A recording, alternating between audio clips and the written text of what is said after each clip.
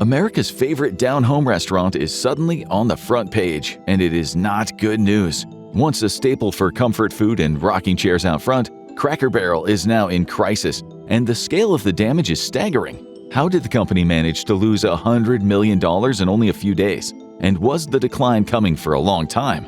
On today's episode of the Infographic Show, we're looking at the dramatic fall of Cracker Barrel.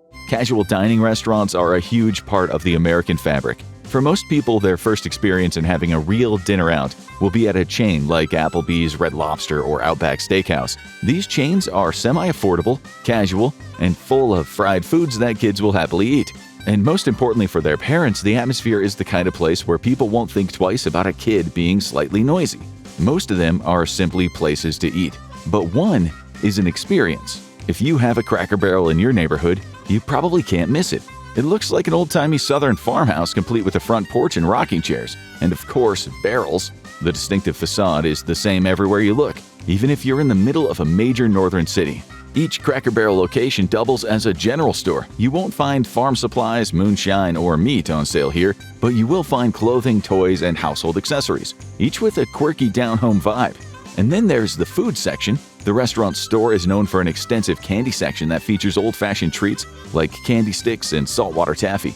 Maybe the most unique feature at a Cracker Barrel general store is the soda wall, which features dozens of novelty flavors ranging from buttered popcorn to pickle. And that is before you step into the restaurant. Cracker Barrel's dining room is one of the most iconic sights in casual dining. It looks just as much like an old-school farmhouse as the exterior does. The walls are covered with kitschy art, roadside signs, and even a fireplace. There's even a little peg game on each table, posing a challenge for guests to remove the pegs in a certain order to clear the board. This is a great way to keep kids occupied while their parents try to decide on what they want to eat from the surprisingly large menu. You could go to a Cracker Barrel for a year and probably not try everything. While many restaurants have been streamlining their menus in recent years, Cracker Barrel has taken the opposite approach, sticking to a large menu of traditional country favorites. At breakfast, it's rich pancakes and French toast on offer, along with eggs, grits, and elaborate platters that combine potatoes and eggs with hearty portions of steak or country ham. The lunch and dinner menus offer American classics like fried chicken, burgers, and meatloaf, along with southern favorites like chicken fried steak, chicken and rice bake, and fried catfish. It might be old school, but Cracker Barrel knows how to keep people coming back time and time again. One of the things that helped the chain rise to a dominant place in the market was its seasonal specials. The entire menu and store get a makeover 4 times a year, with the store bringing in hundreds of new items themed to major holidays. There's even a seasonal flavor of iced tea or lemonade offered to go with your meal, meaning that some fans will make sure to visit at least once a season. It's even common for food influencers to drop by to review the new offerings, and that helped the company grow really fast. As of 2024, Cracker Barrel has 664 locations nationwide. While it's concentrated in the South, the chain stretches across the country, especially in tourist hotspots where it's viewed as a reliable choice for families. It also has one unique distinction compared to many of its competitors. It's an independent company, not a part of a larger corporate food chain. It trades publicly on the NASDAQ and S&P 600 and has been a standalone business since 1969 when it was founded by Dan Evans. A Shell oil businessman, Evans created the chain as a tribute to the country stores of his childhood, tailoring it from the start to serve roadside travelers. And while it started small, it soon got big. The company had a simple motto: stick with what works. It made relatively few innovations as it expanded, instead focusing on its doggedly old-fashioned vibe. The few times it did experiment, it usually went back to their old ways soon, like when it tried a takeout-only location in 1994. But when a change does work out, the company knows how to capitalize on it. Like in 2020, when it added alcohol to the menu for the first time. While it still maintains a family-friendly atmosphere, today you could get a menu of beer, wine, and seasonal cocktails to go with your meal. It seemed like the perfect southern getaway. So how did it all go so wrong? Today, if you look up Cracker Barrel, you might have trouble finding the website or menu. All anyone can talk about is just how angry they are at the company. This beloved restaurant chain has become the center of a cultural firestorm, and it's so bad that it sent the company's stock price plummeting. Across the airwaves, people are accusing Cracker Barrel of betraying the fans who made it a success, calling for a boycott, with many even hoping the business goes under. And it's all over decorations?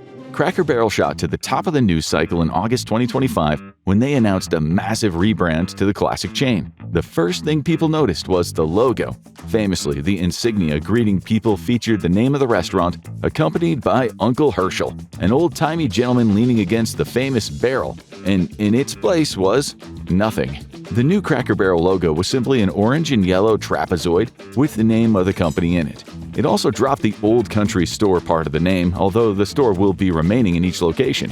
People immediately thought it looked bland, generic, and most of all charmless. And then they took a look inside. If the exterior design took people by surprise, the interior sent them off the deep end. Cracker Barrel's new concept art drew sharp criticism. Many said it looked less like a country store and more like a generic gray warehouse. While it did still have some Southern-style touches, they were now few and far between. In the old days, you couldn't turn your head without running into something kitschy and old school. The new Cracker Barrel design looked like a restaurant. And according to Cracker Barrel fans, they already had plenty of those. They say no publicity is bad publicity, but Cracker Barrel has been spending the last week finding out that that isn't true at all. The company was suddenly being covered on every major news channel, with people calling their rebrand one of the biggest blunders in dining history. The backlash grew so loud that even the president weighed in, urging the company to listen to the outrage. Many compared the fiasco to New Coke, Coca-Cola's infamous 1985 flop, when the company replaced its classic formula, only to then backtrack and bring back the original after furious customers demanded it. It didn't take long for Cracker Barrel to bow down to public pressure. Just a few days after the reveal, the company scrapped the new logo and promised that Uncle Herschel would remain the face of the brand. But the damage was already done. The sight of that orange and yellow trapezoid was burned into people's minds. But it's not always easy for a company to bounce back. Many of the people who have been critical of the changes to Cracker Barrel say they're not coming back. Why has this company struck such a nerve? Some say it's because the company is the last remnant of an old-school style of dining that's hard to find these days. While Cracker Barrel isn't a traditional meat-and-three cafeteria, the kind that used to be common in the South, its hearty plates of meats and sides are on average more affordable and less formal than your average fine dining option. And Cracker Barrel doesn't just have diners, it has fans who loyally visit to shop and try every new item. The company even has a loyalty card offering discounts. So that makes this more akin to the way Disney adults go nuts every time the theme parks announce a change. But one word is cropping up more than any other. Is this new change to Cracker Barrel woke? Well, that depends on how you define the word, and no one is sure. But the anger over the changes didn't just stay with regular diners. It was quickly politicized as pundits called for an organized boycott of the chain. Some, like Christopher Rufo, even argued that the company should be bankrupted and made an example of, a warning to any others thinking of politicizing a great American restaurant in the name of political correctness. There was just one problem. No one said anything about politics.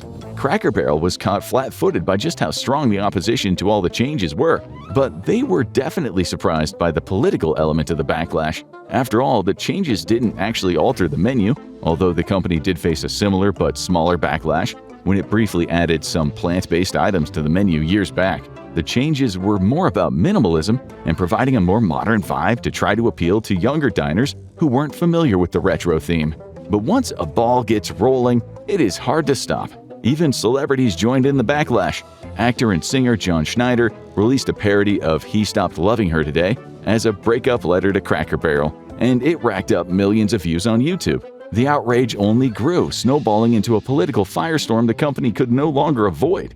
And it wasn't just online shouting, it had real consequences. Cracker Barrel knew that the energy wasn't on its side, but no one was expecting what happened when the stock market opened on Thursday, August 21st. The price of the company dropped, and it didn't stop, giving the Southern dining chain its own personal Great Depression. In one day, it lost over 7% of its total market value, shedding $94 million of its total market value. This was in addition to previous losses, putting the company at almost $200 million shy of its value before the relaunch. While many thought that this was a good time to buy the dip, it was clear that many people wanted to see Cracker Barrel suffer for its blunder, and they knew how to do it. And sometimes, you just gotta know when to cut your losses. The complaints just kept building, and soon people were even yelling about the peg game. The old version jokingly called players an ignoramus if they left 4 or more pegs, but the new text said no need to feel embarrassed, try again. To critics, it was yet another sign of participation trophy culture. And if you asked people who are still enjoying their chicken fried steak, they would say, "Are we really getting angry over the peg game?" And eventually the company had to eat some crow. Less than a week after the new Cracker Barrel dropped, the company issued a statement. They said they appreciated how many people care about Cracker Barrel and that they could have done a better job communicating. They assured people that Uncle Herschel would continue to appear on the menu and on merchandise, and that they would take criticism into consideration as it moves forward with the renovations. Some people were relieved to see that everything wasn't set in stone, while others weren't ready to let the angry backlash drop yet. But for others, the whole fiasco reminded them of something else. A restaurant starts out as a colorful place for families, and then becomes a sterile, gray, boxy restaurant where people eat and then get out. Sound familiar? Well, that's because this exact story happened at McDonald's close to 10 years ago, and if you ask many people, the soul of the restaurant went with it. The place, which used to hold birthday parties, lost much of its cultural cachet with kids. The colorful McDonaldland characters, led by friendly clown Ronald McDonald, were nowhere to be seen.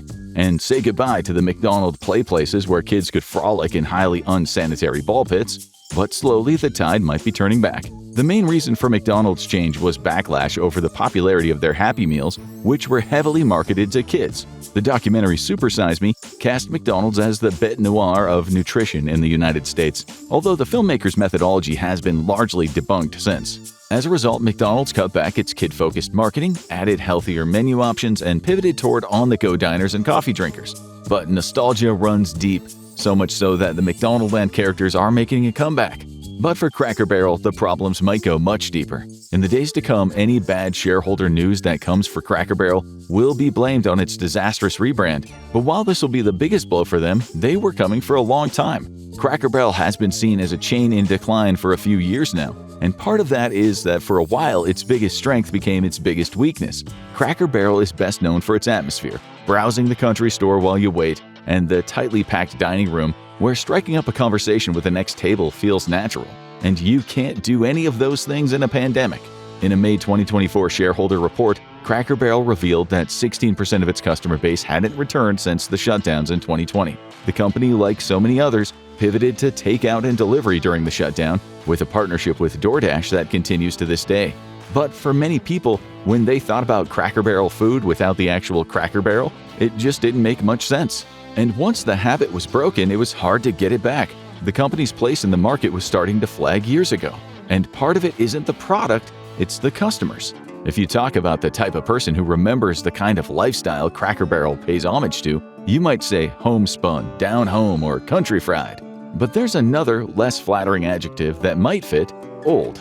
After all, there aren't too many old-time country stores around anymore, and Cracker Barrel has always been a favorite with those who remember the good old days. But the problem is those good old days are getting very old, and so are the customers. And the new generation may not find the same appeal in the good old country kitsch and the hearty portions of fried foods topped with country gravy that the old guard does. But this problem isn't just hitting the barrel. Cracker Barrel is ground zero for a much larger shakeup in the dining sector, the decline of casual dining restaurants. This model of restaurant dominated for decades, but in recent years its place has been challenged by fast casual chains like Chipotle and Cava, as well as higher-end upstarts such as Bonefish Grill or Ruth's Chris. Many of the old mainstays like Bennigan's and Ponderosa Steakhouse are near extinct, and even the legendary Red Lobster filed for bankruptcy not too long ago. Is Cracker Barrel next in the barrel? One of the biggest complaints that today's diners have about casual dining restaurants is that the value isn't up to scratch. If they want a quick, affordable meal, they'll go somewhere they can get their food quicker and not have to tip. And if they want a special night out, they'll go to an independent fine dining restaurant. Complicating this, fewer millennials and Gen Z members have kids, reducing the need to find a suitable restaurant that the whole family can enjoy.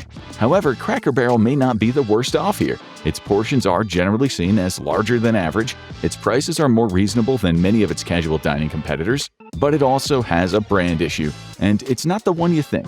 Cracker Barrel has an aesthetic problem among the younger generation, and those stains don't wash out easily.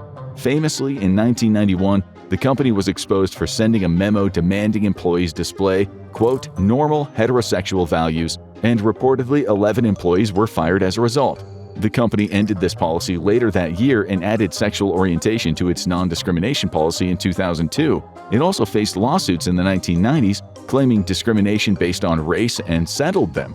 including one formally brought before the U.S. Justice Department's Civil Rights Department. After it introduced new non-discrimination policies and agreed to an outside auditor, the complaint was settled. But that doesn't mean that the bad PR has stopped. All it takes is one incident for a company to take a massive PR hit, and that struck again in 2024.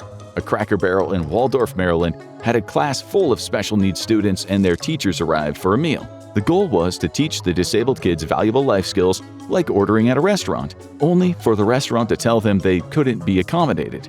When news of this broke out, it made national news and advocates for those with disabilities protested outside the restaurant. Cracker Barrel made clear that this was not a company policy. They fired the manager and 2 staffers and issued a full apology. And this was another bad PR blow the company didn't need. And if no one likes a company, is there any hope? At first glance, it might look like Cracker Barrel is in a death spiral. If culturally conservative diners have turned on it, the culturally liberal ones never liked it, where is its customer base going to come from? But as usual, the media might be blowing things out of proportion just a little bit. While there's definitely a backlash against the company, the odds are the vast majority of Americans don't even know about it. Although they will when they walk into a Cracker Barrel and they see the new decor. But even then, how many of them are going to say, "Let's eat somewhere else," because the wording has changed on the peg game? And in the end, it's a tale of the tape. The company has a presence in 43 states, making it one of the most omnipresent sit-down dining chains. Even amidst the bad PR, the stock price started rising, with it being priced at $57 as of August 26th, a 5% increase from the previous day. It's highly unlikely to go out of business in the immediate future. But this good news doesn't erase the big question: where is its next generation of fans going to come from? In the end, the company is likely hoping that casual diners who visit for the first time really wind up liking their chicken fried steak. Now, the company just needs to hope the furor dies down and everyone lets them figure out their next brand moves without too much in the way of drama. Want to find out more about how McDonald's went from a beloved kids' play palace to a gray spot to Wolfdown McNuggets? Check out The Real Reason McDonald's is Failing, or check out this video instead.